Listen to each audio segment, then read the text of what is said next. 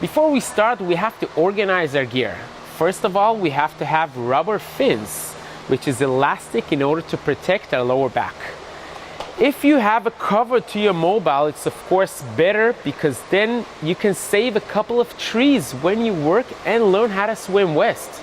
But if you still are old-fashioned and you want to print it so you can see it, put it in lamination so you can see every workout and remember all the drills and videos that you saw before. Another reason we should use a cover for the mobile if we're going to be swimmers and if we want to protect the neck and the lower back when swimming west. Let's say I don't remember how to stretch, how to do the second stretch.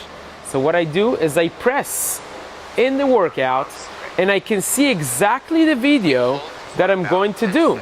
I can see it next to the pool and enjoy and remember all the drills because every section, every workout has between 1 to 10 amazing videos.